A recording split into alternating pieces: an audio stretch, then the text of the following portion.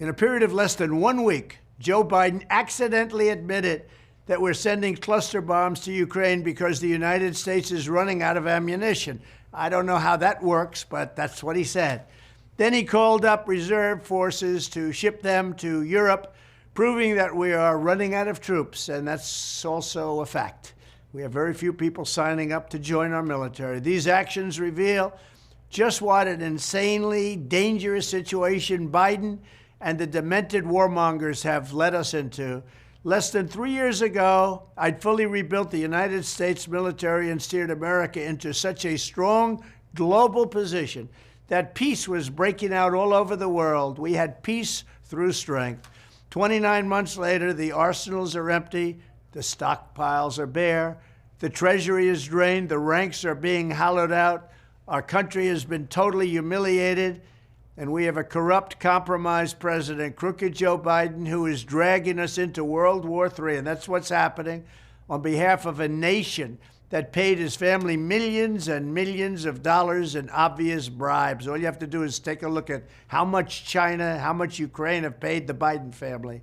It's a total disgrace and a very dangerous one.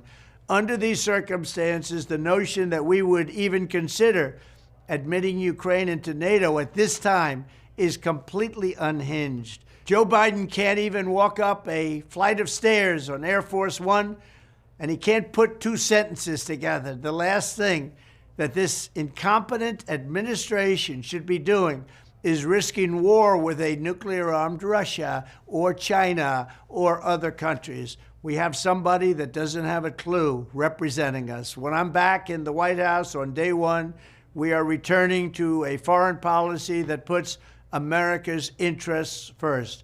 America's chief interest in Eastern Europe is peace and stability. We want people to stop dying. This war should never have happened, but it is long past time to end the senseless death and destruction. The numbers are much worse than you're reading about or hearing about or than they're telling you. Many more people are dying than you have any idea, and certainly many more than they're willing to say. Then, as I work to again rebuild America's military strength and deterrence that Joe Biden so foolishly squandered, we need to take a long, hard look at defense procurement and our defense industrial base, because it's been withered down to nothing. Given all the money we spend on the Pentagon, it's unacceptable that we would ever run out of ammunition or be unable to quickly produce the weapons needed. I will provide record funding for our military, just as I did 4 great years. If you think about what we were able to do, 4 great years of rebuilding our military, and we rebuilt it bigger and better and stronger than ever before. And now look at what's happening. We have no ammunition, as told stupidly by our president to the world so that everybody could know it. But I will also insist that we get more for every dollar spent, because we're spending too much money foolishly and our prices are too high. In addition, I will ask Europe to reimburse us for the cost of rebuilding the stockpiles sent to Ukraine, which they should be doing now, but Joe Biden is too weak and too disrespected to even ask. The fact is that we've spent almost $200 billion in helping Ukraine, and Europe has spent just a tiny fraction of that amount. As Biden's call-up of reserve troops show, we also clearly need to address the embarrassing recruitment situation in the USA.